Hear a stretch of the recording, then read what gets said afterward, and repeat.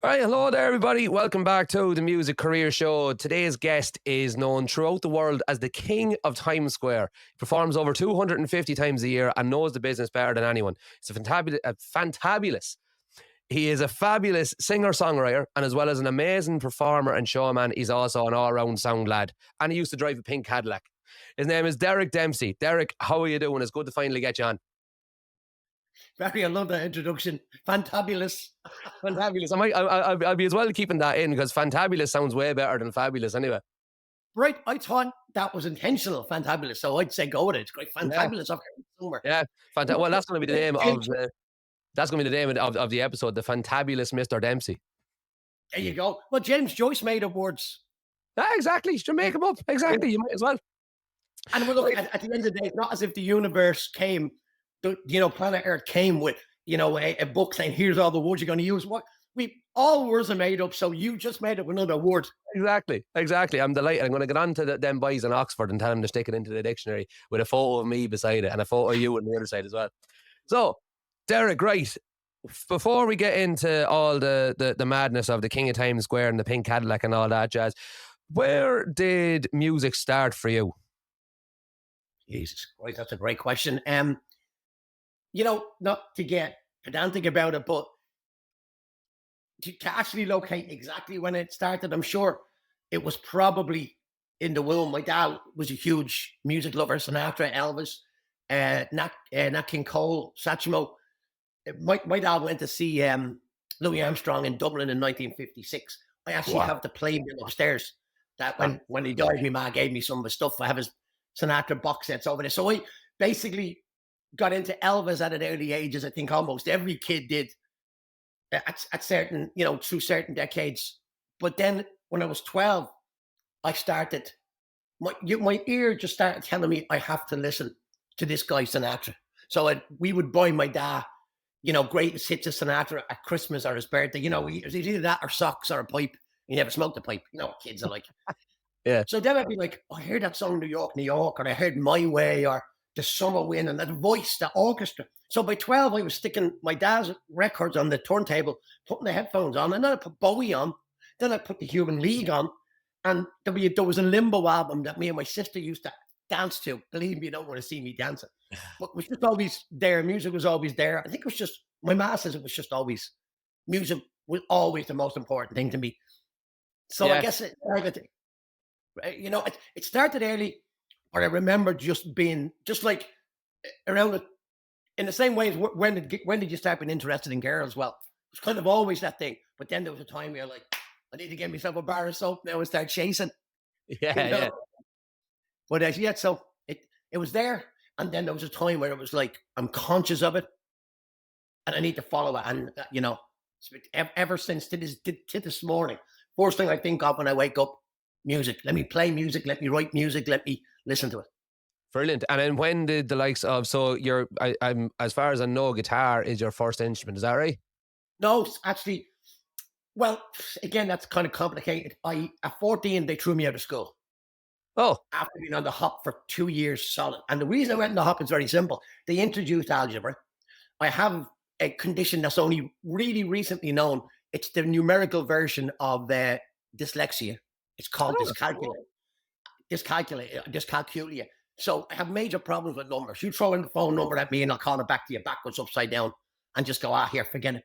So I basically said, I can't handle this. I was an okay student. I was good at English, great at art. And I'm a hyperactive person. That didn't help in school. So I was just, I'm done with this. Going back to school as well. Look, you go back to school when you're 12, 13, you're starting to grow up. You start seeing the difference in your own way of thinking to other kids. I always kind of felt a little bit like, okay, I can't handle some of the childishness that went on. So I went in the hop.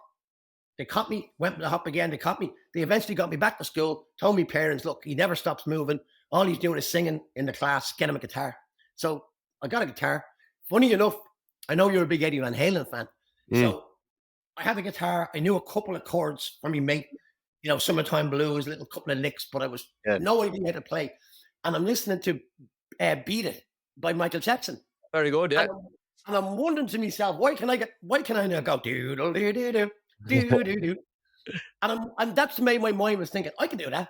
Now I still can't play that, but I understand it now. So that was it. I started playing, started writing songs at 14. My first song was basically a song against establishment, the church, the school, the cops, The uh, man. the man. And to this day, my album I'm working on now is basically, but it's not that it's just against the man; it's for the people. And I don't mind the man when the man is not harming the people. But let's put it this way: since I was 14, I knew the man was harming the people. And Yeah. I think people are seeing that more and more and more. Now I don't know how political you can get in this show, but anyway.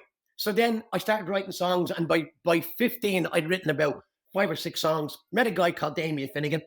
He said he was playing drums. One thing led to another. We're up in the school hall in Armagh, which is where Phil Innes' first band, the Black Eagles, practiced with Brian Downey. Actually, I was just sitting with Brian Downey the other night there, talking about the Yeah. old days for Yeah. him. And then we had a band, and I was playing the guitar on stage, and then everybody kept saying, "Oh, I do 2 songs of guitar and then 3 songs without it." And people would say, "Oh, I love your voice without the guitar," and they were right, because Or- even though I play guitar, I prefer to sing without the guitar because I can phrase the way I want to and sing easier. So, in one way, you're right. Guitar is my first instrument, but singing is my primary instrument. I play drums on my latest single. Oh, Right? brilliant. So did you ever go for any sort of like formal training, or it was literally like, I can do that, I'm going to keep going till I can make the sound that I'm hearing? That's a brilliant question. I'll tell you why. I think whatever you have in you, when you think to yourself as a kid, I want to go to the moon, I want to be the president, I want to be a surgeon, I want to be a doctor, I want to be a woodworker. There's a reason why. I never wanted to be a dancer. And I love dance, but I can't dance. Yeah. I never wanted to be a chef. Uh, nothing. I wasn't drawn to those things. There was a reason. It wasn't that I decided one day, what do I want to be? Music was just in me. It was in my DNA, like it's in your DNA, like it's in Eddie Van Halen's, like it was in Mozart's. Not to be putting me and you with those incredible greats. Yeah, but on a fundamental level, it's the same as everyone needs to breathe and to walk and to talk and all Exactly. this. Musicians just need to. It's just what we need to do. That's it. So I, it was a case of I knew I understood music innately, and I knew when I was listening to Sinatra as a 12 and 13-year-old, and I heard, "Let's say I've got you under my skin," and I didn't know it was Cole Porter that wrote it, and I didn't know that the arrangement was by Nelson Riddle, and I didn't know that the drummer was Irv Cotler, who most people don't even know who he is. But I knew this drummer was hitting the snare drum exactly where it should be, and I understood without putting it in words that the reason why Sinatra had this great band was because of his phrasing. I could understand his unique phrasing, where he was coming in. It wasn't a mistake. You know, you listen to "I've Got You Under My Skin" 1956, one of the greatest recordings ever, hands down. Listen to it on headphones, listen to it on a stereo system, and listen to it intently. Listen to each instrument. It's perfection. The band is absolute perfection. So I just knew that I needed to get there. What do they call that when they muscle memory? And to get Remember. the physical of it, just like the woodworker or the guy chopping a tree down, you have to find the physical. It's in not to get heavy. It's in the spiritual, it's in the brain, it's in the DNA. You know, there's a lot more in life that we don't know than we do know. And that's some type of half-hour Shakespeare quote. Horatio, there's more in the heavens and the earth and the stars. Blah, Yeah. blah, blah. Go back to school. Very good. Well, look, as you're saying, it's just sort of in you, but there must have been something in the water in Crumlin, because there's that many of you that have come out of it in the past 50, 60 years of just immense importance and talent and standing.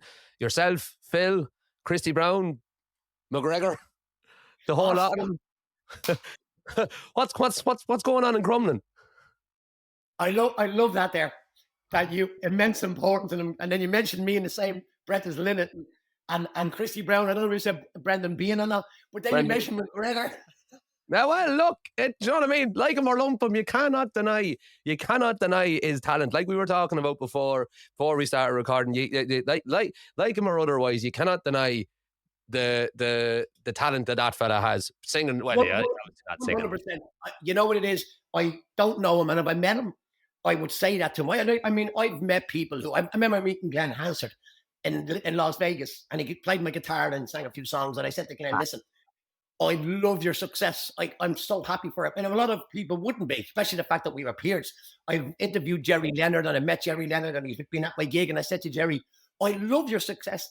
You got to play guitar with Bowie. We all wanted to do that. So at least one of us did. And they seem surprised that I'm not trying to drag him down. I don't understand that.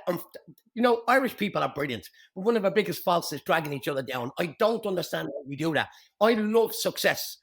So the whole point come back around to McGregor. If I was having a candid chat with him, I'd keep my hands up just in case you want to punch me. Yeah, sure. Listen. Pull back a little bit on the tuggery thing. I know it's great, but just have more class. You're an excellent athlete, and that alone is class.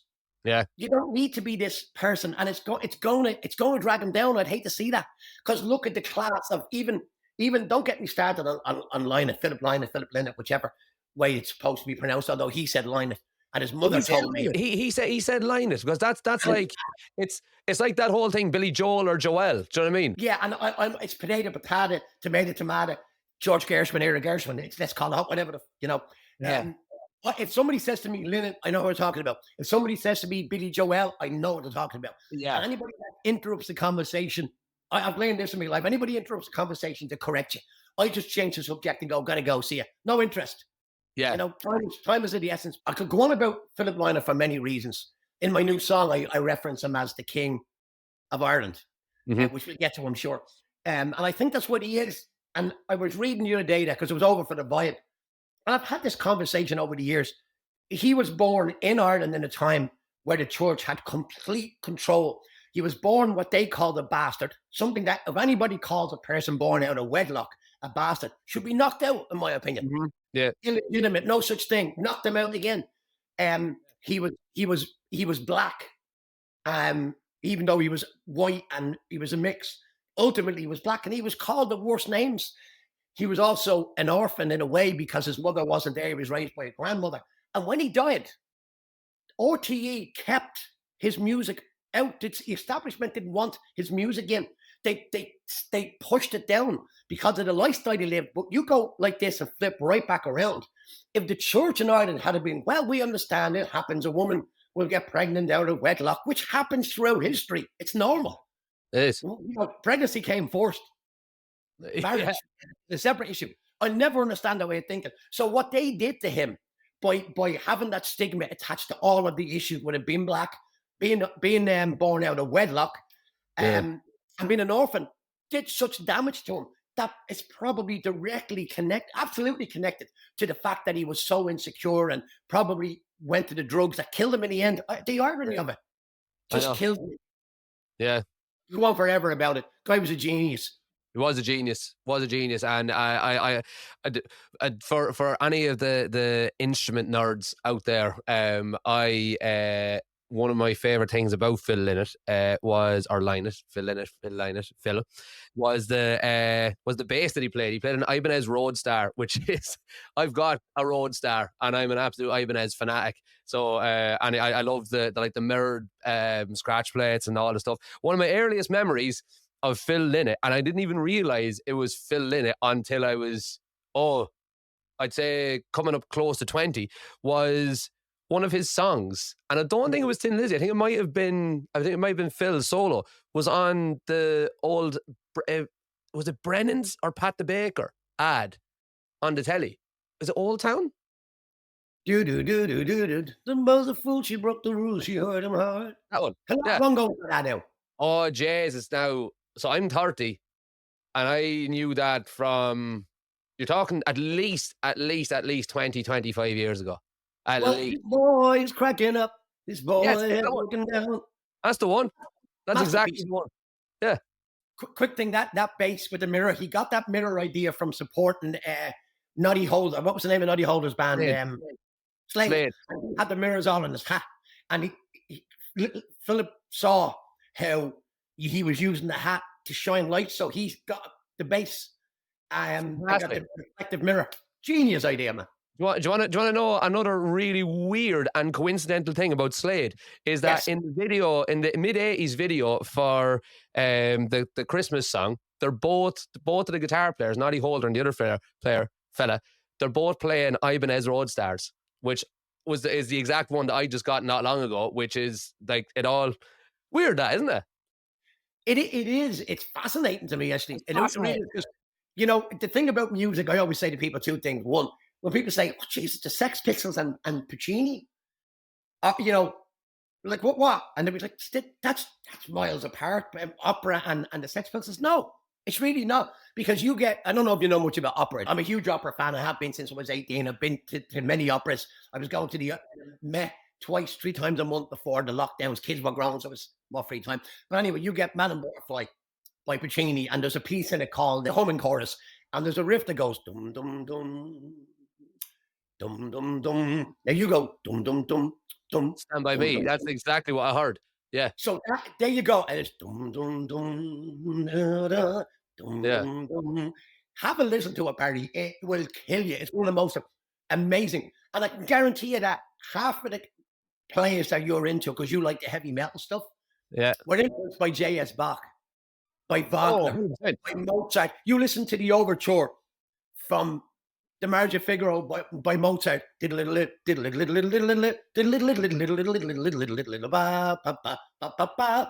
play that on guitar, man, with a band. You blow people away, and they'll be off. Nuno Betancourt done it about 40 years ago in Extreme. What do you do? He that exact the Get the hell out of Martin here. Figaro, is it? Played it in Do You Want to Play by Extreme. There you go. It was in I Bill and didn't, Ted's. I didn't know that. Yeah. Nuno Betancourt, well, I don't know if he was hugely influenced by the likes of what you're talking about, but Yngwie Malmsteen, if you've ever heard of him, Randy Rhoads, you'll surely have heard of Randy Rhoads. Oh, I had them Uh, all. I don't know. yeah, all of them boys. Yngwie actually would always say that he was more influenced by classical violin players than by any guitarists. So you're right. It's all music is all. I suppose it's one of these things. It's a cliche thing to say that music is the universal language, because no matter, I could be sitting, well, I'm sitting here in Aberdeen, Scotland. You're sitting there in New York, in the States. We could be talking to God knows who in the middle of China somewhere that doesn't speak a lick of English. But I guarantee you, if he was a musician and I started playing a G chord on the guitar, you picked up a bass or a piano and started playing a G chord, he would, and he knew anything about music, he'd know where to go with it. Do you know what I mean? He'd know where to go. And without a lick of English, without a lick of communication between the three of us properly, it's the music, or it's the universal language. One bit of music is just the same as any other bit of music. You can relate it all back. It's all intertwined. It's lovely. It's a lovely thing. Do you know what I think of what you just said there? Yeah. 100% agree with you. I couldn't have said it better. It is. It's just. It's a wonderful, wonderful, lovely, lovely thing. Music is always. I always say that music is the. Well, no, I don't always say. My wife's grandfather always said that the best thing that anyone can ever do with their life is music, and I couldn't agree with him more. Yeah, I wouldn't disparage anybody who doesn't play music, No. but a lot of people I know who love me. I have a friend in Ireland, Wiki McCabe, and he plays guitar and he sings and plays bass. And he's not a professional. He's listening now, he's probably ready to punch the head off me. But I don't know anybody who loves music as much as him. I would even wonder if he loves it more than I do. And as Yeah. as my ma used to say about me, there's no one I know who loves music. She used to liken, well, she still probably would, but that Michael Jackson song, Music and Me, there have been others, but never two lovers. Now I love my wife and kids, and I love humanity, But putting all those things aside, I love film, I love clothes, I love many, many things, but there's something about music Yeah. that goes beyond art. I mean, I'm talking about it here, and I'm feeling overwhelmed. Fantastic. So, well, that was a lovely, refreshing little just kind of segue into just why music is class and why everyone should always have music and forever. Yeah, I love it. I love it. I love it. I love it. I love it. I love it. I love it. So you were 18. You were playing in the same kind of venues and stuff as all the great boys before you. And I know that there would have been a little bit of a gap between then and when you went to America, because you went to America maybe about 5, 6, 10 years later, was it? I went to America in '99 to live, but I went on tour for the first time in '95. I went on and off on tour from '95 to '99. Grand. So how did all of that sort of stuff come about? Was it All just a right, natural progression that you got better and people in America wanted to hear you, or what was the story? Was it more manufactured than that? Oh no, it definitely was manufactured. You know, we weren't that lucky. I, as a kid, just to go back, as a kid, I loved America. I was, I don't know if this was a thing with my ma or in Dublin or all over, but when pillowcases, right, pillowcases Hmm. would get a little off color, they were thrown out. I remember a lot of pillowcases being thrown out for some reason. So I would take the pillowcase and I would get a red and a blue Sharpie. What would he call it? A marker, a Sharpie over here. Oh yeah, yeah. I see And where I you're going. draw the American flag on the pillowcase. I love the American flag. I loved America. I loved Cadillacs. That was so. My idea was I wanted to go to America, live in a big house, drive a Cadillac, and marry Lisa Marie Presley because I loved Elvis and I loved his daughter. I thought she was gorgeous. So Yeah, I did come to America. I did drive many Cadillacs. I do live in a big house, and I married a Lisa, but it wasn't Lisa Marie Presley. It was Lisa Canone. So I married a Lisa. I got it almost right. yeah. Well, look, as Meatloaf would have said, 2 out of 3. You know yourself. That's in fact Meatloaf indeed. What a song. Don't get me started on that song. Love I Meatloaf. know. What an album. So what an album. And even is not so great. No, let's not go there. I'll be there all day. Jim Steinman there, right? I'm actually hugely influenced by Jim Steinman's style of chord writing. Oh, Hugely. right. Very good. That new song, when I'm writing, I'm thinking, there's certain writers, what would Bowie do? What would the great American songwriters do? What would I do? Yeah. What would Steinman do here? Would Steinman, Jim Steinman would go to an unusual change. Guys, Yeah. incredible, right? Anyway, so America was always in my brain. Wanted to go there. Then the band were playing around. We were, I remember Brian Downey getting on stage to introduce us one night in Slackery's. I was 16, and I thought I was hearing things. He introduced me. Great band, the lead singer Derek Dempsey, one of our best R&B singers in the country. And I'm going, All right. Brian Downey, Thin Lizzy. He can't be that insecurity of an Irish guy, working class Irish guy with holes in his shoes. Can't be talking about me. There must be another Derek Dempsey here. Yeah. I didn't even really know what an R&B singer was at that stage. I Yeah. Fair enough. knew what R&B was. Yeah. But I didn't really. And then I was like, oh, because I don't believe in that style. What type of singer are you? I'm a singer. End of story. It's like it's almost asking like what type of walk are you? I walk. I use my feet and I walk and I propel Yeah. forward. Fair enough. Yeah. So, we're playing the scene. We have pretty good reputation. And the big thing that was always coming back was the energy. People love the energy, the energy, the energy. We were young, and I've always had that crazy hyperactivity. So that helped on stage, and it still goes to this day. Mm. So we're getting a name, and we got on radio, we got on television. There was a show called Joe Maxey we got on. But because we were working class, we were never really, the doors were always closed on our face. Mm. And once the doors are closed in your face and you're an angry young working class man, you get angry at it. And then the people can say, well, this is why we close the door in their face. Yeah. It's kind of like with the situation with the civil rights in America, with the civil rights, which it was a civil rights fight up in our 6 counties. Yeah. It's you stamp somebody down, and when they get angry, you go, well, this is why we stamped them down, because look what they do.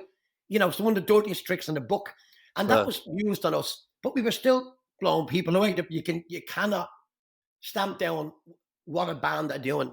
And we had a lot of working class, middle class bands. So here's where it came in. It all connected.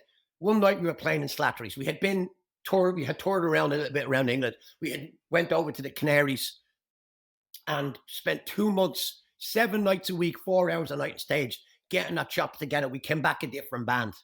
Yeah. We had with Joe Elliott. We had played with Joe Elliott from Def Leppard. I became friends with him. I met him. We'd go shopping in town. Big difference in what we'd be buying. But he talking on the phone. Yeah. And he was going to produce us, and then him and his wife broke up, and that was the end of that. So we're in Slattery's playing, always packing the place out, doing the whole Live and Dangerous album, which I didn't really want to do because I was writing originals. But diplomacy, not diplomacy, but the what do they call it when you have a democratic vote? Yeah. But I still enjoyed it. Don't get me wrong. But Derek Warfield from the Wolf Tones, Derek Warfield from the Wolf Tones? I know him well. He walks in one night, sees the band, comes up to the dressing room, and he actually turned around and said to me, Derek, I heard your demo tape. Brilliant singer. Did you have any lessons? And being Irish, being about 21 at the time, maybe 22, I looked up at him going, who the fuck's this? So expecting the usual. Ah, you're not that great. Because I don't Yeah. know whether you dealt with it where you're from in Ireland, but as quick as they build you up, they They're drag you not back gonna- down again. Oh yeah, Unreal. yeah. So I became brilliant. I became almost McGregor like. There you go. Not literally, but metaphorically, defending myself. I spent more energy, Barry, defending myself by as the days went on for how I looked. See, people perceive who you think you are by who they think you are. So if people think that you're really, really confident, they go, he's really, really confident. He's a confident prick. Rather Yeah. than realize that that's how they see you. I've yet to get somebody who actually figures me and figures out who I actually am. Nobody. No, I Yeah. don't think any of us can figure out who the other person is. But anyway, Derek, cut a long story short, because this is a long story. Sorry. He said to me, this goes back to your first question. I did take 6 singing lessons when I was 19 from a woman called Trisha Ryan. The best 6 lessons and best £100 I ever spent. She taught me what the opera singers do, which is when you go for a high note, you don't go like this. You go like this. So you see Pavarotti singing Nessun Dorma, Vincera, Vincera, and you're getting those high notes. He goes like this. And when he's finished, then he throws his head up. Think low for a high note and high for a low note. But there was a lot of other things she taught me. So Derek said, your voice is brilliant. They love that type of voice in America, but we need to change the frame. So we need to get over there and get it easy. You need to be doing something that everybody's not doing. So you need to do the Irish thing. And without getting into the minutiae of that and where we went wrong, that's how we got there. Within a year or two, we were over in America doing the Irish ballads in a rock way, influenced by Iron Maiden, no doubt. Yeah. And like I was like Sinatra.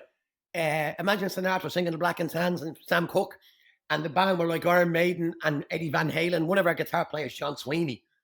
John Sweeney's a great guitar player. He works for Waltons. He's one of Ireland's greatest guitar players. Yeah. See him every time I go home, and he's a gentleman. Guy's unreal. He always lends me a guitar as well when I'm home to work. We were doing that mix. It was Iron Maiden. There was soul. There was a bit of jazz. There was Sinatra, and it was all over the joint. But it went down well. And that's how we ended up with the band Hedge School, signed to K-Tel, had an album released, and we toured for 4 years. And that's how we got to America. Sorry about that 55-minute long rant. That's all unreal. That's the most eclectic mix of anything I've ever heard in my life. Black and Tans in the style of Iron Maiden with Sinatra singing. Jesus, I tell you, I'd pay any amount of money to see that. I'll send you the album. Send me the album, yeah, because that sounds absolutely class. Like that's the type of thing that you'd kind of you'd be like, right, what kind of band are we going to do? Everybody write down 10 ideas. I'm going to throw these into a hat. And then that's what we're going to do. And no matter how fucking loopy it sounds, that's what we're going to do come hell or high water. But I love it. I love it. So you went down well in America then anyway. Yeah, we did. I mean, I always say when you're on stage in front of 14,000 people and a woman gives you her child, which happened on many occasions, you know something's done right. They wanted to hold that on stage. Yeah. Strange. You were playing big enough venues then, were you? And we were playing out festivals. Huh? We also did a gig, and I was with one of the drummer from the band at the Vibe, Eddie Gaynor. Right. He was at Hedge School too, and he reminded me of more details than I could remember myself of a gig we did in Quincy Shore in Boston. In a snowstorm, we played to 2 people with a rig that, or maybe it would have been. But then we played 14,000 people in festivals the next day. It's just the way it goes. Yeah, it's funny because I played in America as well, and I played there was one night I played in Washington DC, and there was nobody. There was not a single customer there, and we just kept on playing. Just kept, like we says, listen, is there any point in this playing? They were like, yeah, you'd be as well. You might as well. And we had like 2 hours to go, and there was not a single person. I think it was like a Monday or a Tuesday night in DC. But yeah, absolutely nobody there. And in the same token, the next day, you probably know the venue actually. It's not there anymore. It was Reraw in DC, and we were playing in the bar in the snug up against the front window on that night. And then the following Saturday or the previous Saturday we played, and I don't know, the place was absolutely packed out of it. However many people were in there. So the types of festivals that we were playing then, were they like the Irish festivals? Were they rock festivals? What were they? They were Irish. They were definitely Irish festivals. Some would have more of an Irish flavour than others. But that might be more rock oriented. It depends on what part of the country you're in. Yeah. Because we were doing, like we were doing. Let's think of one of the songs that we had on the album. I had an original song called "Listen to Your Ma Boys," which was in, I think it was in 12/8, like Yeah. with twin guitars, so had that Yeah. little vibe. And Yeah. so we were drawing the long haired denim jacket guys that would have AC/DC or Iron Maiden or Lizzie, because they were Yeah. hearing that we were doing that. But there were also people who had an ear that were saying things to me like, you're not a metal singer." And I'm like, "No, I'm not a metal singer. I'm a singer." Aye. And we would do "My Way" by Sinatra on stage, although that took a lot of convincing for the band, but with Yeah. twin guitars. However, the last song Philip Lynne had ever sang on the first on New Year's Eve, going into the 1st of January, 4 days before he died, was "My Yeah. Way." A nurse asked him, "You're a singer, sing a song. What's one of your hits?" And he goes, "I don't know. I don't want to sing one of my songs." And the nurse said, "Well, what's your favorite song?" He said, "My Way" by Sinatra. So he sang it in his bed. And his mother told me this at his house in Glencore in Hope, Sutton, whatever the border is there. That was the last song he sang. And she showed me his albums in his house. Nat King Cole, Sinatra, jazz albums, singers. You cannot be a singer like Philip Lynne and not listen to the great singers. It just doesn't happen. Yeah. It doesn't happen. So the point I'm making was, they were mostly Irish based, but the people were hearing us, that we weren't just doing the standard, what would be called paddy rock. Like we weren't playing what the hell is it called? As I was going over, we weren't going, Whiskey Bar. over Cork and Kermy, but we weren't giving it that. We weren't doing Yeah. the car. We were doing our own thing. Good stuff. That sounds all amazing. So were you guys booking that yourselves, or did you have representation? Did you have an agent? How did that work? Or was it through Derek Warfield? It was through Derek, and I always say that. I saw Derek a little while ago at a festival, just the weekend of Thanksgiving up here where I live in Dutchess County. And I Yeah. always say the same thing to him. I wouldn't be here. I wouldn't be in America if it wasn't for him. He was the only person in Ireland that stood up. There were some people that helped us, but Yeah. Derek, people who had power and influence, he stood up and he put his money where his mouth was and his time, and he got us to America. And I'll forever be grateful to him for that. He put us on tour. He pulled out a lot of influences and got us traveling up and down the East Coast. He got us to Right. Vegas. Yeah. Got us to Very Washington, good. D.C. Guy's incredible, you know. So when then did America become your home essentially? Because I know that you've even there for years now at this stage. You're well and truly established. You're kind of yeah. When did that happen, or how did that happen? I suppose. Well, one of the members of the band, Lee Hitchcock, moved over here, had met his wife to be at one of the gigs back in like 97 or something up in the Catskills. So Cool. I got out of the Hitchcock band. I just couldn't hack it anymore because we weren't doing anything original. We were going in the wrong direction for me musically at the end of the day. Just forget Yeah. it. We were doing the same thing as we were doing with Lizzie. We were getting caught in the rut. And I released an album under the most ridiculous name, Jesus Fever. Love it. Everybody thought that it was a Jesus like religious thing, where I'm a non-believer in any religion, commonly known as an atheist, but that's too small of a word to explain. Another story for Yeah. another day. So it was absolutely the wrong thing, but it was a character from a Truman Capote book. Anyway, we live Right. and learn.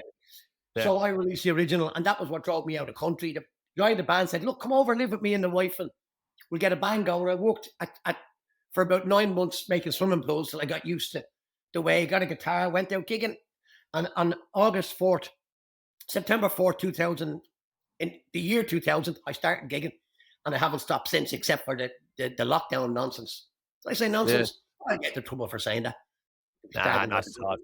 Not at all. How did you like? We went online for everything, obviously enough. But how did you manage over lockdown? Not really well. The first 4 months was me and Lisa and two of the kids. So we'd pick a movie each, and we'd watch 4 movies a day, and that went on through late March. It was half of March, April, May, June, and we were eating pizza almost every day. And I was a guy that was walking, always making sure I was taking care of myself. And I looked in the mirror one day and I went, I was doing a show from this corner of the room on a, guess it would have been a Friday night playing my, songs. Yeah. For 14 weeks of lockdown. And then I'd go over to the other side of the room and I'd play 2 hours of songs I'd call it hit and misses. And I'd play Yeah. pool. There's a pool table right ahead of me here. And I'd play pool. But every week I'd dress, like I would on stage. Each week I'd find that one set of clothes wouldn't fit me. And I got to the stage where there was no clothes fit me. I was eating pizza. Yeah. So I took a run, and I've been running now for 2.5 years. But anyway, then I got involved with a guitar player who, like yourself, loves that type of guitar playing. And we did a show called What Is America to You, which is, you can get the podcast and the videos online. So we got through with that. And then we started gigging a bit and all. But I wasn't very happy about it. But originally you asked me a question and I brought up the lockdowns, which could be an old separate show in itself. I gigged for years. And then I ended up, after about 1.5 years of being here, I met a woman, and she just, the way that happens. I mean, you're married, right? I am married. I met your what's your girlfriend's name? You did actually, Lauren. You did in New York that time. She was only my girlfriend at that stage. We'd only gone out about 2 years at that stage. And I remember she was the sweetest girl. Yeah, lovely. She was so sweet, so friendly, so smiley. Am I thinking of the right person here? Well, that's her. Yeah, that's absolutely her. Yeah. And I remember I probably said to you, and hang on there, are the stupid thing that men say to each other. Jesus, how the hell did you get her? Aye, sure enough. That same thing. And myself and Lisa have been together now for 22 years. I'm living here 24, nearly 25 years. And she was just going through a divorce. She had 3 kids. And I met the youngest, who's now 25. Actually, she's 26 in 2 days. I met her when she was 3. And look, I can't explain these things, but I walked around the corner, met Lisa, met the kid, and she's like, I know, I'm in there like forever. So then that's it. That's how I kind of ended up living here. And then I got my green card, I got citizenship, and you're in for a penny, in for a pound. Wife, kids, mortgage, car. Payment. So if anyone is over this end of the world, maybe they're in Scotland, maybe they're in Ireland, maybe they're somewhere else, and they want to break into America, like in the way that you did, how does someone go about doing that? Do they just ring up Joe's Irish pub in New York and be like, here, I'll sing you a load of songs on Saturday night if you pay for me flights over or something? Or how do you go about doing that? Well, it's like anything. And if somebody had said this to me 30 years ago, I would have went, what? You have to want to do it. And you almost have to be left on your own to do it. You have to make the decisions yourself. And a friend of mine years ago said to me, I have a great saying that a guy like you could use. He said to me, the saying is, figure out what it is you want to do and the money will come. Now you can replace the money with the resources will come. So you figure out, because the worst thing is somebody can hand it to you on a plate. Oh, here, nothing was ever handed to me on a plate musically ever. Partly because I'm working class, and partly because probably one of my biggest problems as a musician is a word that wasn't used 30, 40 years ago, but is used now all the time, is eclectic. It's not that I can't stick to one style. I don't understand staying to one style. If I write a heavy metal song tomorrow, I write a heavy metal song, I don't care. Although I don't believe there's such a thing as a heavy metal song, but you know the point I'm making. So I'll go back to the person come over. First of all, you have to, it's almost like, how do you break a huge boulder in half with a small hammer and a chisel? You have to just keep hitting it. Hitting it. And you have to be, and the person who really wants to break that boulder in half will stay with it. And if there's 1,000 people with 1,000 little hammers and a chisel, 995 of them will walk away after a while. It's the people who stay that eventually one day the boulder will just go. If that's an answer, that's an answer that most people will go, what? Well, then they don't understand. The people who do understand will go. They're the 5 that'll stick with it until the boulder's broken half. Yeah. So what does a typical work week look for you then? So you've broken the boulder. You're over there. You're working. You've made a career out of this. You're completely self-sufficient. You're doing amazing. What does a typical work week look like for a musician in your position? Well, I can only speak for myself because some musicians have day jobs. I don't. I took prior to the lockdowns, I was doing 250 shows a year on average, and Yeah. different years it would be. I spent one year. I spent 14, 14 weeks out of a year for 3 years, every year for 3 years in Washington D.C. It was a case of almost driving and driving back. There was times where I was in Vegas an awful lot. Then there were times where I traveled around to Florida and different places, like a short mini tour.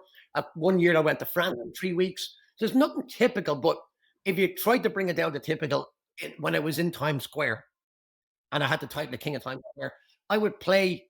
There could be weeks where I played Times Square 5 nights in a row, one night off. Could be 12 Yeah. nights in a row with 2 nights off. So I basically, in the daytime, I might just like do stuff at home. I could be learning songs, could be cleaning the house. For a while there, I would get up and over a period of time and light the fire here in the billiard room and write the book that I have coming out next year. But ultimately, at night time, you get spruced up, get in the car, drive down the city, park the car, get the gear in, and entertain people. And you could have a gig where you destroyed the place. Everybody was going mad. You could have a night where Jason No was one's there. happening in town. Fair enough. So it's the reason why I asked that is because it's one of these things. Let me phrase this correctly now. It's one of these things where what you're doing seems like such a big, massive, unattainable thing for us over the end, over this end of the world. And I'd imagine 25 years ago, Derek of 25 years ago, that didn't know that this lifestyle was as attainable as it has been. Obviously, I'm not saying you had it handed to you, you had to work for it. But imagine 25 years ago, it would have seemed like this massive, big, unattainable, like almost mythical existence. Do you know what I mean? A mythical sort of lifestyle. But it seems very similar to, if not exactly the same, as to like my week to week, if I was gigging 5-6 nights a week, or if I was back home in Eden Derry and I was gigging in Temple Bar 5 or 6 nights a week. Seems like very much the same. So it's probably, what I'm trying to get at this is that while it might seem like a massive, big, unattainable dream, it probably isn't as unattainable, or it is definitely achievable if you put the work in. Well, it's very, very interesting that you say that because you hit the nail on the head. My older brother, Alan, he says to me one time, a couple of years ago, he said, you have to realize how far you've come.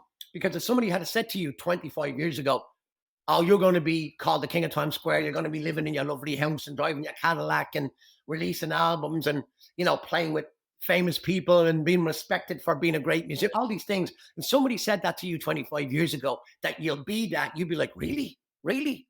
Or if somebody told you about this guy from Crumlin who was considered the King of Times Square, blah, blah, blah, blah, blah. He said you'd be like, wow. He said, you have to realize that yourself. So it would have seemed unattainable. I would have, but it's kind of similar to being married with kids and having a mortgage 25 years ago. I'd be like, because I never wanted to get married to have kids. No.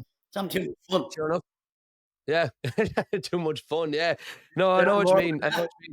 It's this time last year, I never thought I'd be doing a podcast. I didn't even think I'd enjoy doing a podcast, and it's like one of my favorite things in the world to do now. Even more so than gigging. I'm not actually even gigging anywhere near as much as I used to at all. I've cut down big time just because I want to spend more time doing this sort of stuff. So it's good to hear that. It's good to hear that you weren't just born as Derek Dempsey, that you had to work your way to Derek Dempsey, but that Derek Dempsey is an achievable and attainable goal for people to set, or their version of it. Do you know what I mean? Yeah, I like the way you put that. It sounds very fancy, but yeah. David Bowie said something. I don't even know whether I agree with it or not. But the thing about getting old or older is you eventually become the person who you're supposed to be. And I actually, in a way, do agree with that because when you're born, like a couple of months before you're born, you're not Barry Carroll. You're not the second oldest in the family or whoever you're not from Eden Derry. You're just this life force being born. And then the minute you're born, you're called Barry. You're this position in the family. You're going to sleep in this room. You're on this road. You're this class, working middle, whatever. You're from this country. And before you even get back to your house, getting out of the hospital, there's so many layers for you. So by the time you get to being a young teenager, you've got all these layers on you. You don't know who the hell you are. And you spend the rest of your life trying to find who you are. And I think artists have a better time at that I Yeah. never had a problem understanding who I was. And to this day, it's other people seem to have a problem understanding who I am. Now, I don't care, but for some reason, a lot of people seem to want to label me who I am. And I've gotten to the stage where I just say to people, no, that's not who I am. I mean, Yeah, it's no, not. I get you. I think a lot of creative people are like that. It's the whole thing of creatives, creative people, artists, musicians, writers, painters, sculptors, whatever you want to call it.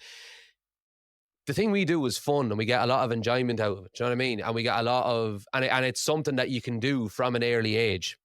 It's not like you have an aspiration to be a guard, so a policeman, police person, police officer, whatever you want to call them, or you have aspirations to be a teacher. That's great. Have those aspirations. But you don't know what that's like until you're an adult and you've got the qualifications and you've done it. You might not like it. You might not like it at all. Whereas I've got a load of guitar students that are 7 and they can literally start preparing themselves if they wanted, if they had the wherewithal about them at all. They can start preparing for their career right now, this second, at 7 years old. And at 77 years old, still getting the same enjoyment out of that thing. So it goes back, it sort of ties in with what you're saying, that we know who we want to be better than people who aren't as creative is probably the wrong way of, no, creative is probably, it's probably the easiest way to label it. But yeah, again, another bit of a rambling there, but I hope that makes sense. You mentioned there a book you're writing. What's the crack? What's the book called? What's it about? Well, the book that's coming out, that's finished, is called Anthony's Aria, The Story of a Working Class Opera God. Quite a mouthful, but Yeah.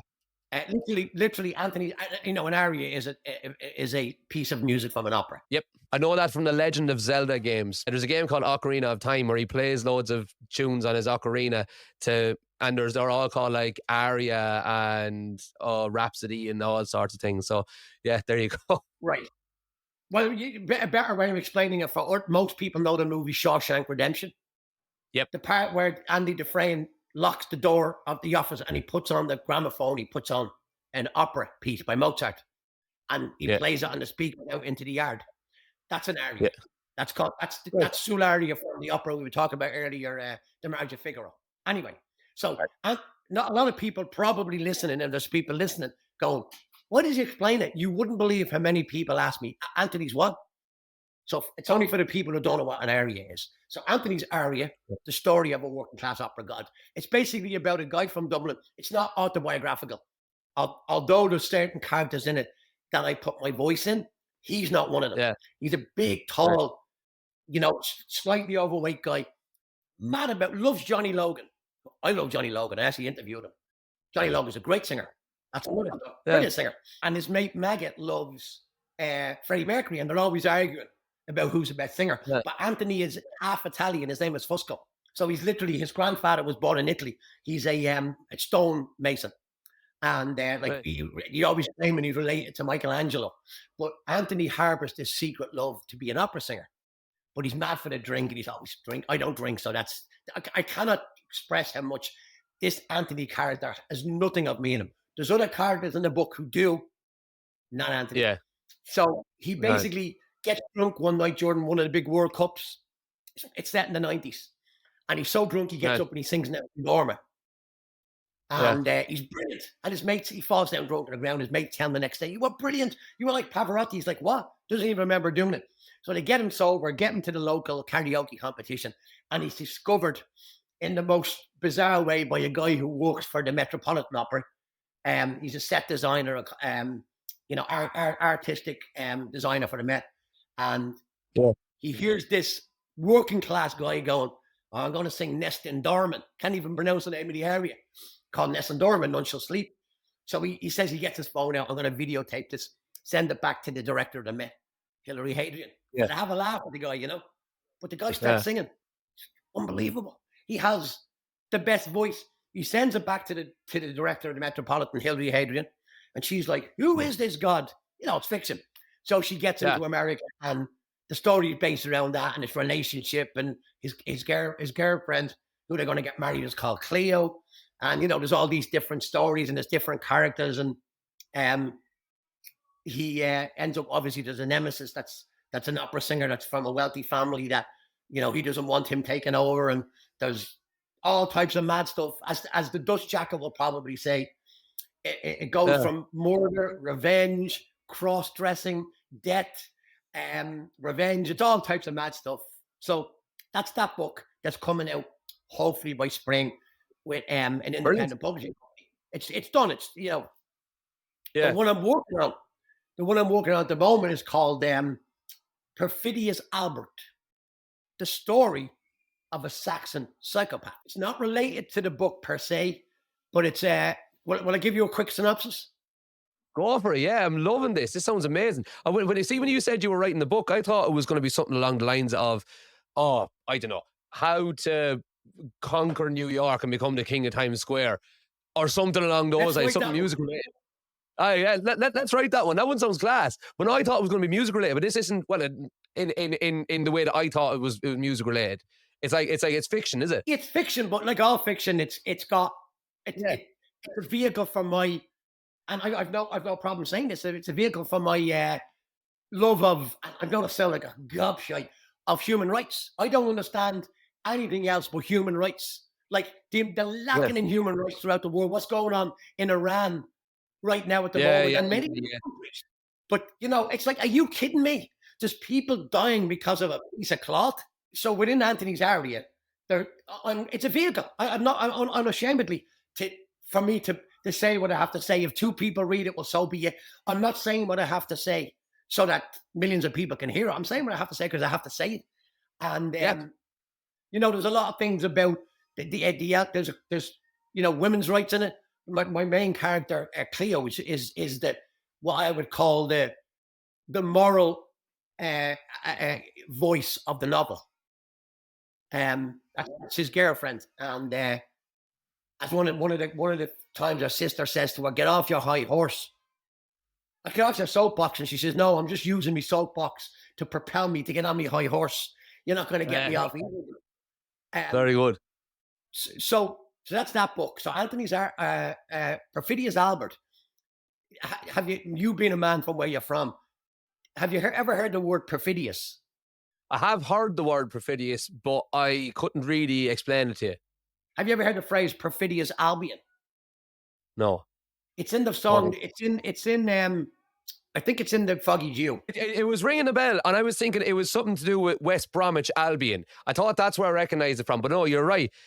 But here's the thing: Rome is called Ireland Hibernia. Yeah, we know that.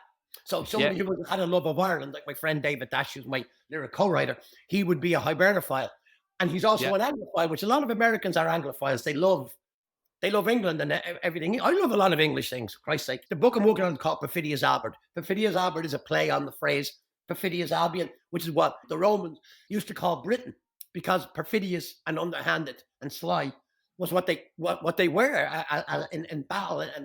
And so the Romans called them Perfidious Albion, so underhanded, sly Britain. No offense to British people. It's just the way it was. It's history. So what it is. My character is called Perfidious Albert. His name is Albert Norbury, but he's a personification of Britain. And the whole novel has about 9 different main characters. Emmett O'Clair is the Irish guy, and he represents Ireland during the famine. So the whole book opens with a scene with Perfidious Albert. He's a gangster in New York, and they're all part of a gangster family. And he's basically a sociopath who throws people out of windows when he doesn't like them, which is called defenestration, which was a thing that they did back in Italy back in, I guess, in the 14th, 15th century. There was a famous king who did it. But so I kind of established who he is, an absolute sociopath, which is what I would call Britain in what it did to the world, what it did to Ireland, to Africa, so many nations. Yeah. Like that's another story for another day. But again, he's a personification of it. But he also has the leader of the Irish crime family kidnapped in a warehouse under an apartment building that he owns. In the basement, he has him tied to a radiator, the old traditional radiator tie up, and he has him starving. And they go in there once a week and have a feast in front of him and throw potatoes at him and mock him for his Catholicism. But what it is he's down to about 95 pounds. So it's representing that what the famine and what was done. Yeah. Literally, the British were having a feast while the Irish were dying from famine. And then Yeah. there's other characters that represent what happened in India, what happened to the Native Americans, and all these things. So, but it's a little bit centered around, kind of inspired by the whole Brexit thing, and so that goes from there. And I'm loving it. I mean, it's almost the whole idea. I see things in my head like a movie. I'll see a song finish before it's done. I know it's just getting to getting other people to see Yeah. it. But with writing, I only have to write down. So there's many different characters. One character you love, not a character, but there's a family that live in a boat on the Hudson Valley, very very wealthy. But anyway, Yeah. basically it's pretty heavy book. Sounds absolutely amazing. It sounds absolutely fantastic. I'm sold on both of them. I Oh, really brilliant. was not expecting to get you on today to talk about music and be talking about the personification of post-colonialism. There you go. And I like it. You can write the dust jacket for the second book. I will do, yeah. There Yeah. you go. Perfidious Abby and the story of a Saxon psychopath, literally the personification of post-colonialism. Well, there you go. You There can you quote me go. on that. Yeah, 100%. That's amazing. And amidst all of that, that writing and all that other stuff, you're also you're about to release a single and you've got an album on the way as well, have you? Right. So the single is just released like literally in the last couple of days. But the way singles are released these days, it's dribs and drabs all over. It's the song is called "The Face in the Window." Uh, Yeah. I've been writing with a friend of mine, an American guy from Brooklyn, and we've been writing lyrics together. We wrote my last release, which was released a couple of years ago, was a Christmas song called "Every Christmas." We co-wrote the lyrics. I rarely co-compose musically, but I'd be open to it. But Yeah. David's great. He's classically educated. He's one of the few people you meet who's educated in Greek and Latin, and his father was a doctor. Um, Hey. he's just a brilliant mind. So his command of the English language. There's a lyric in the song, and the ghost of Brendan Behan, all champagne, sherry, blear. Now he said to me one day, do you know the word blear? And I said, well, no, I know the word bleary and bleary eyed. Leery-eyed. Yeah, that's what I was So going with. it's basically I don't know what the proper term is. It's the noun of bleary. The origin of Blear or whatever you want to, or Yeah. Bleary or whatever you want to call it. Yeah. All champagne, sherry, blear. And I was like, fucking brilliant. And only he come up with that, you know. Forever seeks the shoeless parish children. This is where I lived. That's the end of the chorus. Now we wrote that together. I don't know how we got to the forever seeks to. Actually, I know how we got to it. My mother was telling me that she lived across the road from Brendan Behan and around the corner Yeah. from Linen. So as you talked about earlier on, what's in the water, there's something in the water there. But she Yeah. said she used to see as a young preteen, she'd see the Beans leave their house all happy and jolly, and then they'd be coming back singing and rebel songs. And then an hour later, you could time, and she said they'd be out in the garden punching the head off each other. But when Brendan Behan was at the height of his fame and he was wealthy, she'd see him in the early 50s walking up Kildare Road, which is where my mother and father were born and I was raised, handing out money to the poor kids. And this is what the thing about artists, a great artist. I do not believe that any great artist is lacking this empathy. And Brendan Bean, you could see it in him. I mean, Ma said you could see him. He couldn't get the money out of his pockets quick enough to give to the kids. And I think his Yeah. empathy probably killed him. I think empathy killed Elvis. I think that empathy killed Michael Jackson. I think Yeah. Amy Winehouse, that sorrow that just comes into them. Now, there are some people that are able to handle it, but I think the Yeah. great big artists can't. So it's the called song. Face in the Window. You can find it on iTunes. Derek Dempsey, A Face in the Window, music by Dempsey, lyrics by Dempsey and Dash. It is a ballad, I suppose, piano-based, strings, orchestra, drums and bass. That's it. It's only really, and then Yeah, vocals.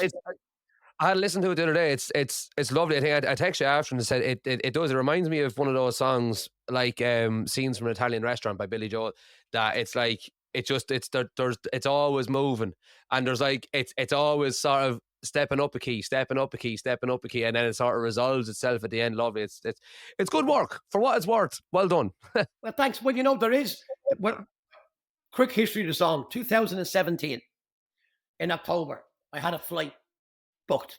And my wife called me and said, listen, your flight's been delayed by 3 hours because of the snow. So I'm like, well, I'm already leaving 4 hours early because that's one thing I've learned. I'm not the most punctual person. But when it comes to a flight international, I want to give myself 3 hours after I get through security because otherwise I'm panicking.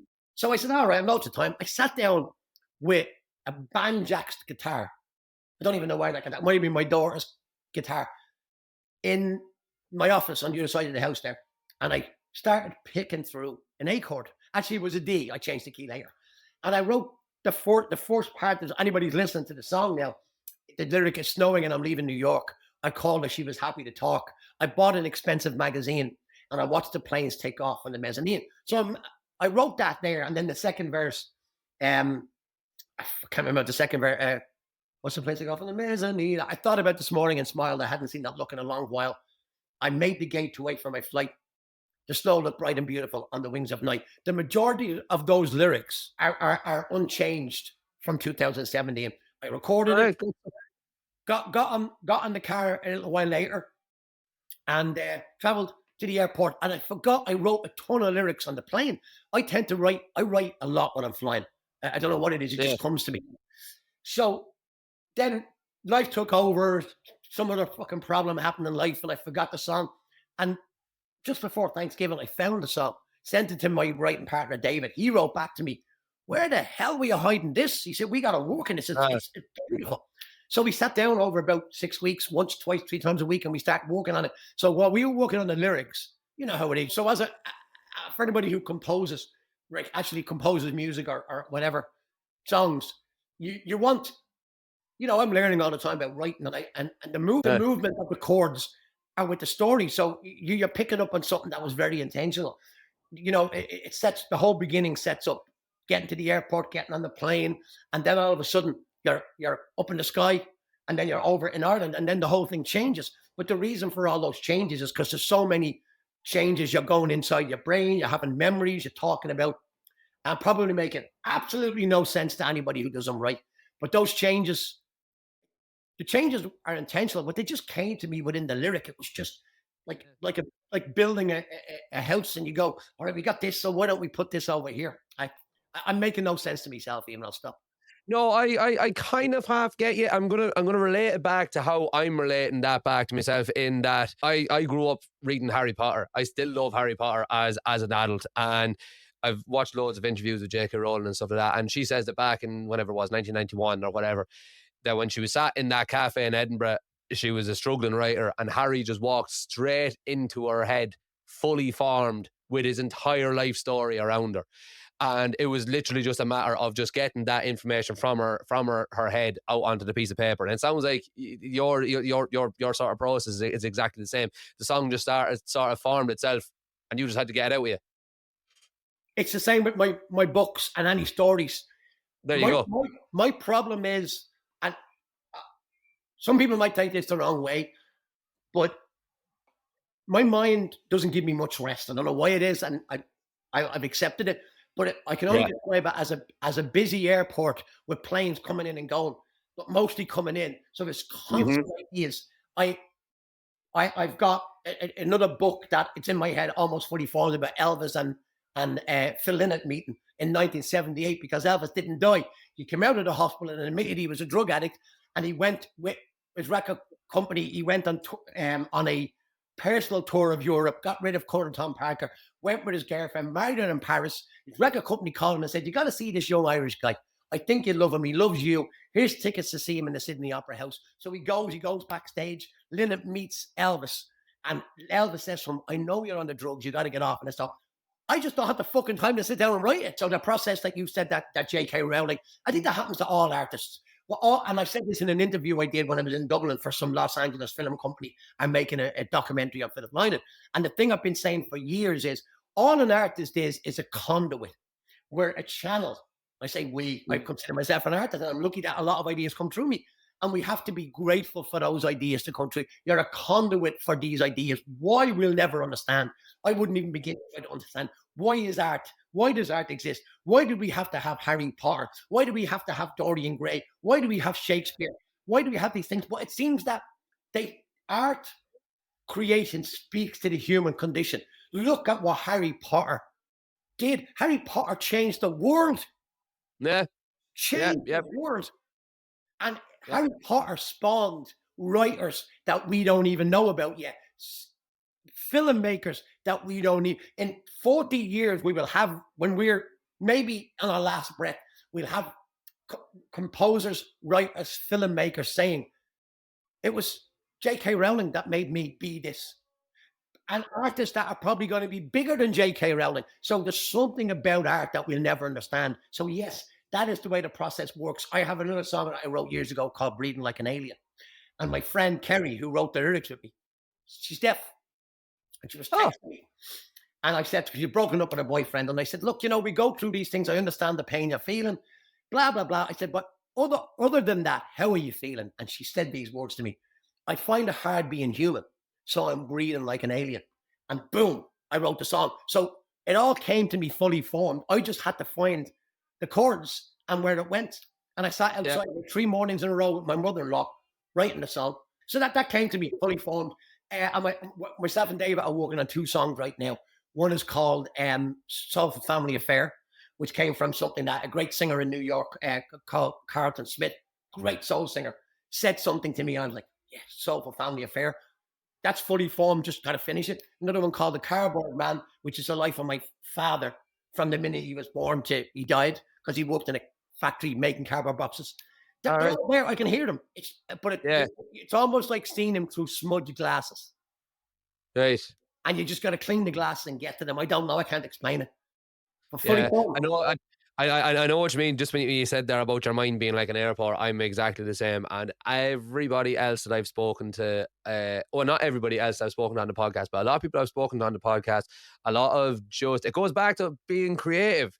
It's just, that's what we're like. It's just one of these things that we have. Probably 99% of our ideas are completely mental and stuff, but every now and then you do come across one that is it does stick. But it's hard to get a break from yourself sometimes. I got to tell you, I used to think, and I'd say this to you, none of your ideas are mental. All of your ideas are great. Yeah. Get that into your head. I don't mean to sound like I'm almost like giving out to you, but I'm advising you as a guy who's 20 years older. I've learned all of my ideas are great. Not because of my ideas, because they're coming from somewhere. I suppose, actually, yeah. I'm walking and they're coming through me, and I have to grab them while they're there. It's not my fault. It's not my blame. I'm not taking credit. I'm just lucky. It's like walking down the street and the wind comes at your face. It's just there they are. It just happens. I know. Yeah. So they're all great ideas, Barry. Remember that. Write that down. I will. I'm going to write that down. Well, I obviously think they're great ideas. I'm basing that on the fact that 99.9% of them don't work. But anyway, it's probably just because I haven't made them work. But speaking of good ideas, you've also written a play, have you? Or you're writing a play? Well, it's funny. I never told you that, but I am working on a play with another friend of mine, Nick, young guy from Florida. Well, he's originally from New York. Super brilliantly talented guy. He's a Shakespearean actor. Now, he hasn't done many plays, but I can guarantee it. Nick Tranchina. I can never get his last name pronounced right. Anyway, but the play is about these. I'll tell you in 1 minute. The play opens up with 2 street drug addicts. One is Irish, one is American, both musicians.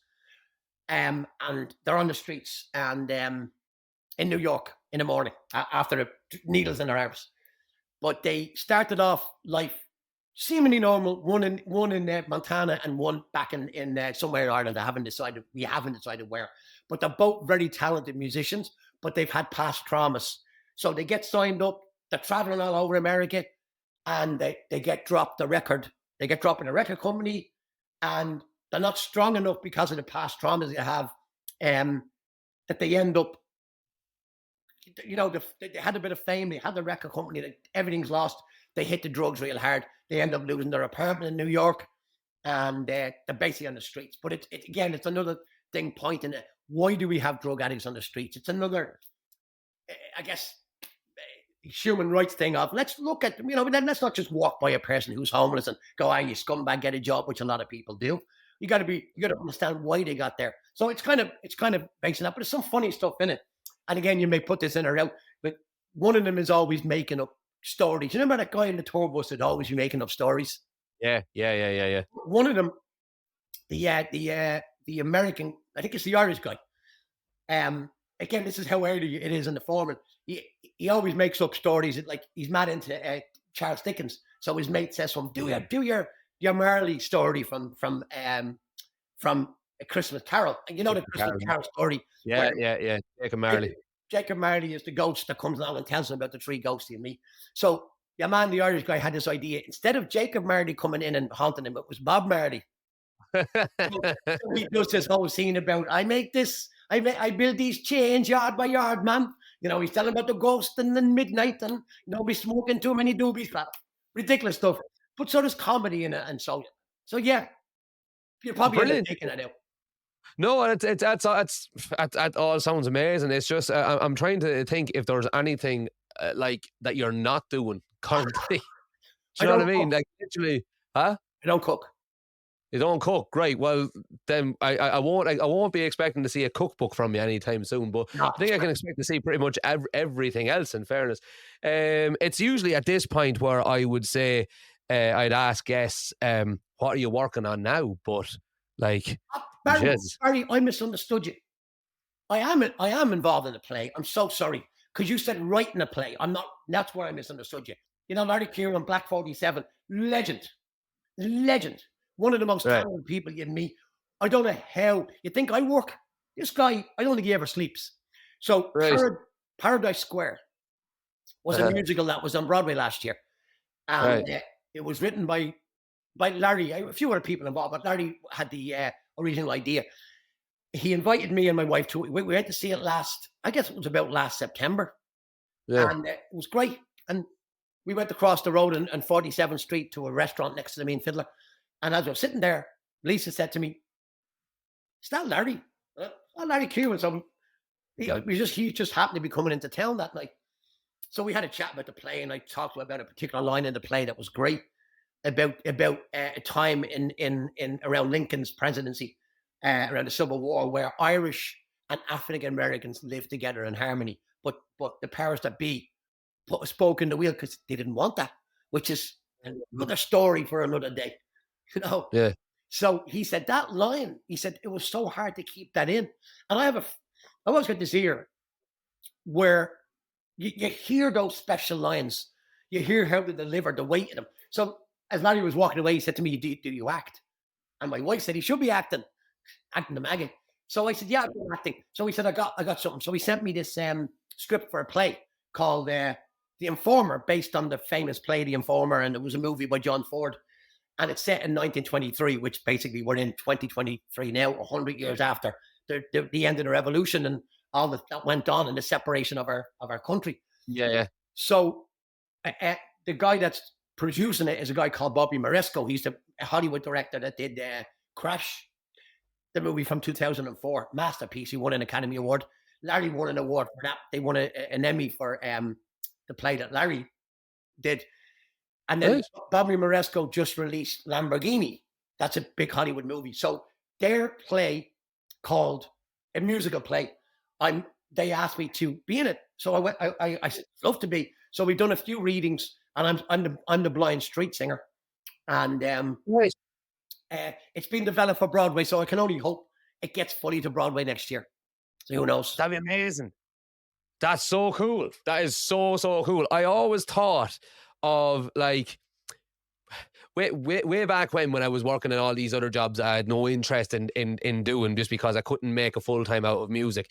I always wondered, I was like, how would you go about making a full time in music? And I was like, see, if I was to go to America, I could go and work on Broadway. Like, I wouldn't even have to sing. I'd just play guitar on Broadway. And to me, that was a genuine, like, not so much a wish, like kind of more of a plan. I was like, I could do that. Right. How do I go about doing that? But then it was like, That's sorry, I'm rambling here again, but yeah, that sounds so cool. I really hope that makes it to Broadway. I really, really do, because that sounds amazing. That sounds absolutely amazing. Brilliant. I mean, I have the script here. I've been in. I sang the 7 songs in it, and most of them Yeah, are original. One of them is a Clancy Brothers song. Um, I'm bidding farewell to the land of my youth. Beautiful song. yeah. And the home I love so well. So it's kind of a little. Now I'm by no means a Shanlow singer, but it's that style No. with the great Yeah, style. And the ocean well, of my own native land, I'm bidding them all adieu. So it's that type of style, but there's one original song in it which I won't say anything about it because I don't want to give to anything spoil away. the surprise. Yeah, yeah, yeah. Larry wrote all the music that's original, but there's one of the songs. I'll just use the word pilgrim. Yeah. Christ. It's as good as that song, Wayfaring Stranger. It's a famous. All right. Oh man, shivers singing it, and I get to sing this song. Right. So, Derek, before we finish up, then, and before we head into a quick fire round, of all the experiences that you've had, and all the stuff you've done in your career, and I know I've kind of already asked this already, but let's bring it back to a more kind of initial advice. What would you give? What advice would you give to anybody that wants to start a career in music, be it writing or be it teaching or be it anything to do with music? What would your advice be from day one? Phew. Well, I have to quote Bob Dylan. Always, always keep a clear head and carry a light bulb. Right. Okay. I Now, like it. I think what he means by that is keep a clear head, and carry a light bulb. Meaning, carry a light, be a beacon, and always have an idea. But my own advice, I don't know. I mean, what's the question again? Sorry, this sounds stupid. No, it's basically just like what advice would you give to someone that wants to start out a career in music? This is what this podcast is all about. Okay, Speaking to people who have done it, in the hopes that we inspire some others to do the same. So I'll how tell would you, you inspire someone? Do you think? How would you inspire someone to start a career in music? don't. No, I tell you, do it because you love it. Don't do it for, as I said, don't do drugs. I mean, I sound like a fucking idiot. Don't do drugs. I don't understand drugs. Be careful how much you drink. I don't drink alcohol, so it's easy for me to say it. I never did. But ultimately, do it because you love it. Don't do it for the fame. Don't do it for, because you want to be like your hero. Do it because you need to do it, not because you want people to love you, and because you want fame. I mean, do it if you want to, and then there's millions of people doing it like that. I don't know if I can give sound advice because people are going to follow it away. But I tell you what, if you are an artist and you are, you might question yourself. But if you're an artist, you'll know you are. Then you've no choice. You have no choice. It's kind of like how are you going to accept eventually dying? Well, we're all going to die. So just live the best you can. Live as healthy as you can. Live as kindly as you can. So I say the same as to a musician. If you're an artist, whatever it is, painting, dancing, singing, rolling up in carpets and jumping off a mountain, whatever your thing is, just do it with honesty, do it with passion, and stick to it. And don't listen to too many other people. And make sure you have food. I think that's probably the soundest advice that you could give, and it's so true. It is. It's one of these things that it is. You kind of have to do it. For years, when I was in those jobs, I didn't want to be doing, and I'm not knocking the job; they just weren't for me. But it was just I always you go through almost like depression, because you feel restricted and held back, and like you feel like you're lying to yourself. Honest to God, it sounds so dramatic when you put it No, like it's that, but right. it is. It's It's right right. though. It is. Barry, Yeah. depression depression is not something that just comes from I've been depressed in my life a few times, and the most depressed I ever got was because I had lost absolute control of my life in every way. And the biggest thing was I lost control of my music life. I had let a situation take control, and I was no longer writing, and I had said to myself, I guess I wasn't meant to be a writer. And this was about 16 years ago. And I copped onto myself it took about 6 months. And I copped onto myself and said, what the fuck? And that's Yeah. when I was depressed because I wasn't following. Some people would say I wasn't following the spirit. And in a way, like the Romans talked about the god of inspiration, Cecilia, which is where the song Cecilia comes from. It's not about a girl taking us like Cecilia, you break. Listen to the song. It's about inspiration. Yeah, I know it. I know So, it very well. so the airplanes of inspiration that were coming into my airport, I was stopping them. And somebody might say, Bob Dylan would say, the gods weren't happy with that. Now, that might seem like a grand thing. I don't believe in gods, but I have to use Yeah, something to explain it.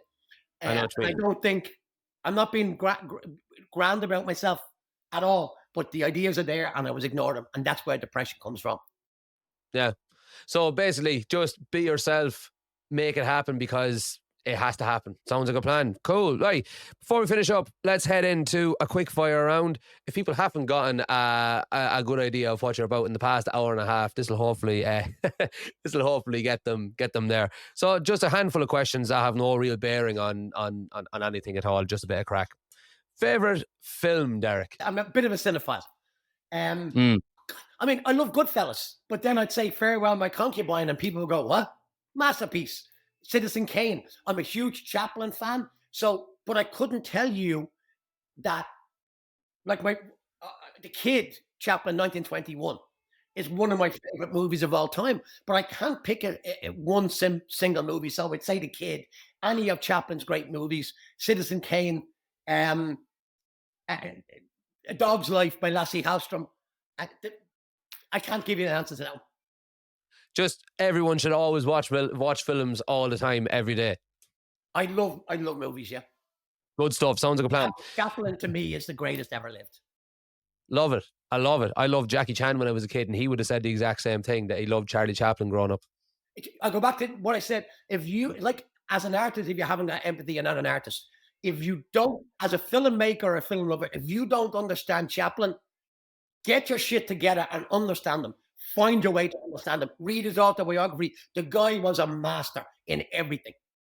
There you go. Good stuff. I love it. Right. In a similar sort of vein, have you got a favourite album? There are certain albums I couldn't live without. Madam Butterfly, but the particular recording, 1976 or 74, Decca Records, Pavarotti in the male lead, Mirella Freni in the female lead, conducted by Herbert von Karajan. I can't live without the album. I even have the cover on my wall over there. 4 or 5 Sinatra albums, Only the Lonely, Watertown, Cycles, a ton of his albums, Diamond Dogs, Bowie, Barbara Streisand, Classical Barbara. There are a few albums that I couldn't live without, and fair enough. Again, it's fair enough. Yeah. It is. It's hard to pick one just favorite album, but that's probably a better way. Albums that you couldn't live without. I love that. Have you got a favorite word? A favorite word? It used to be lamp, like as in a lamp. As in, I love lamp. I love the sound of the word lamp. I love certain phrases. I love words. Actually, it's funny you said it because I love words. And myself and David we'd often just sit talking about words like two nerd gobshites. Yeah. And but I love the phrase "left to collect dust," and it's similar to one of Bowie's lyrics in Panic in Detroit, and I used it in a book. If anybody used it, wouldn't. It's only a line. Left to collect dust. So, favorite word? Let's go with lamp. Fantastic. I love that. Tea or coffee? I like both, but I've divorced myself from coffee a few times and then gotten back with her. But tea, right. I've never left tea. This is always what I think is the most straightforward question, because it's like one or the other. But nobody has given a straightforward answer to tea or coffee. Tea or coffee has probably gotten the most out of everybody that I've asked, because there's always conditions to it. There is. With tea, 2 tea bags, squeeze the life out of them in boiled water, as my brother Carl's daughter, my niece Alicia, said the other day. You boil the kettle 10 times. Has to be. You want the water boiled, and then you want the water boiled. 2 tea bags has to be Bewley's. I'll accept a cup of tea off a scabby dog's leg if I've nothing else. But under ideal conditions, Bewley's. Boil the water, squeeze the life, break the spoon, do a Uri Geller on the spoon, then put the full fat milk in. A lot of full fat milk. And I can't have a cup of tea without bar chocolate. Coffee during the when we had the economic crash in 2000 and whatever, the coffee went short. I gave it up for 7 years. My youngest daughter, Nikki, bought my wife and I a gift of an espresso. She has me back in the coffee again. There's my answer. Never a simple answer, no, and neither it should be. It deserves the answer that it gets. What item is worth spending just that little bit more money on? If I understand your question, I love clothes. I get custom made. Like for years, I've been getting custom made shirts and suits. But for somebody who hadn't got enough money for bus fare or shoes, when I started making money, one of the first things I did was I got 2 custom-made shorts in 2002 and a custom-made suit and really expensive shoes.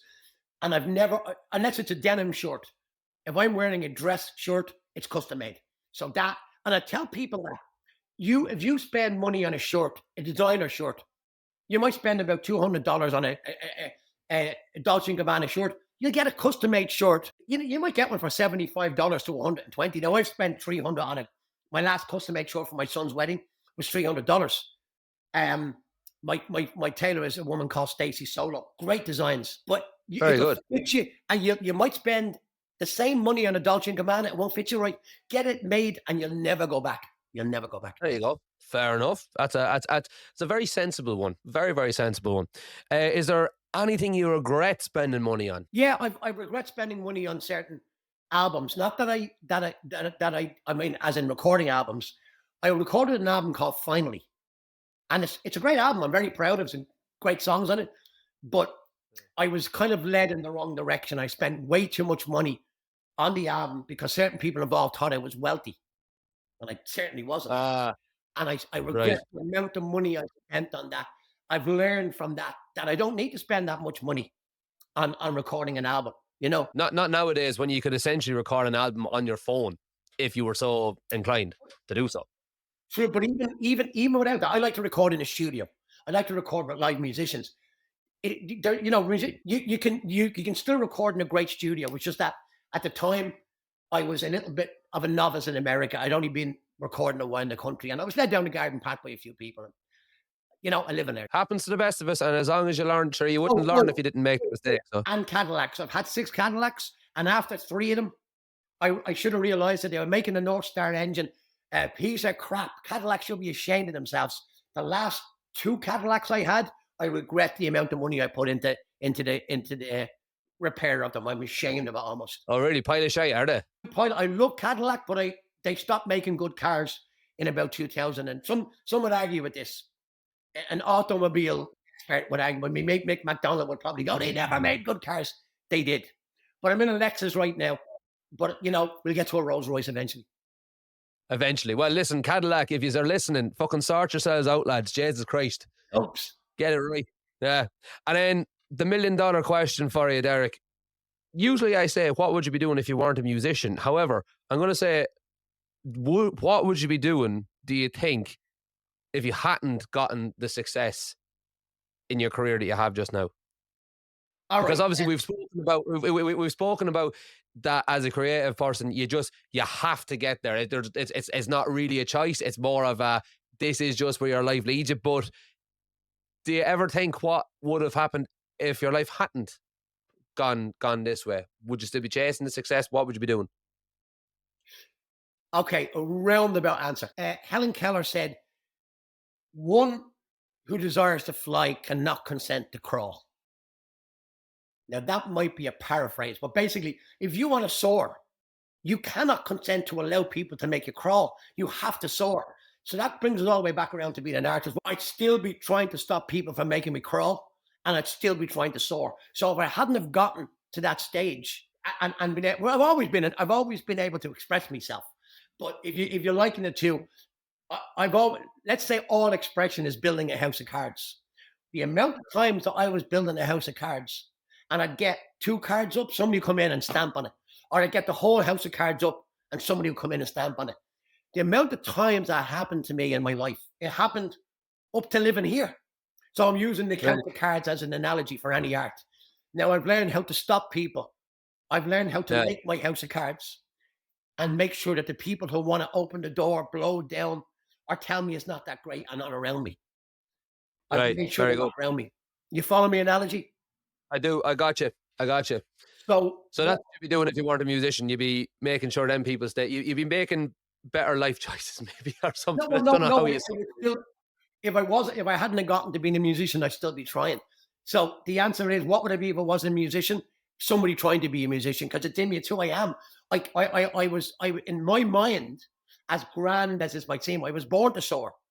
I think we're all born to soar, Barry. I don't think there's a person in this world. There's no great, prime mover out there who goes, "Who's this fellow born in where are you again? Born Eden Derry. this great Eden fellow Derry. Barry Carroll, born in Edenderry. Okay, though we won't let him soar. We're going to let him do a little bit of crawling and walking. He'll never. No, if there's a prime mover creator out there in the box of will this person soar, it's a given. We can all soar. Being human is to soar. Is to soar. We're all fucking eagles. We're all out there. The human ability is incredible. We've proven it, man. We've conquered oceans, mountains, space. You know, uh, we're an incredible. Life itself is incredible. So it's other people that stop you from soaring. Picasso said, if a voice, maybe it wasn't Picasso, maybe it was the ear fella, Van Gogh, said, if there's Van a Gogh, voice yeah. if there's a voice in your mind telling you, do not paint, by all means paint. Because there's no voice in your mind telling you, Barry, don't go to space. There's never been a voice in your head telling you, don't go to space. Barry, don't become a ballerina, Barry. Those voices out in your head. It's the voice that's in your head that's telling you not to be a famous musician or the greatest guitarist out of Ireland. That's there for a reason. Yeah. That's the voice Yeah. of self-doubt. That's the voice of society speaking. Yeah. So the voices that are telling you what not to do are the voices that you have to listen to, because they're telling you not to do what you're supposed to do. That might be a little heavy, but if anybody wants me to explain it deeper, send me an email. I'll explain it deeper. I know Love what it. I'm talking about. No, I 100%. I agree with you, and you're right. It's deep and it's profound. But fuck it, if you can't get deep and profound on this podcast, then where can you? I And on agree. that note, speaking of sending an email, before we finish up, where can people find you? How can they get in touch with you? I always say to people, Google Derek Dempsey. Failing that, DerekDempsey.com. Grand job. iTunes, YouTube. You can get Derek Dempsey, Derek A. Dempsey. I have an album under the name Jesus Fever. You'll love the cover. Love it. You can get me on, like I said, iTunes, YouTube. We're all Googleable these days. Googleable Exactly, these yeah. days. And Yeah, love you it. can catch me playing at gigs.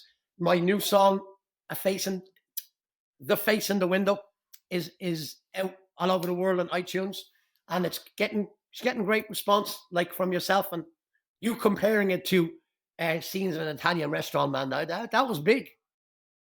Well, I'm glad for what it's worth. I do genuinely think it is very, very good, and I make sure that it's I make sure that it's linked in the description along with whatever other Googleable things we can find about you. So listen, Derek, thanks very much for your time today. Let's leave it there, and yeah, thanks very much for your time.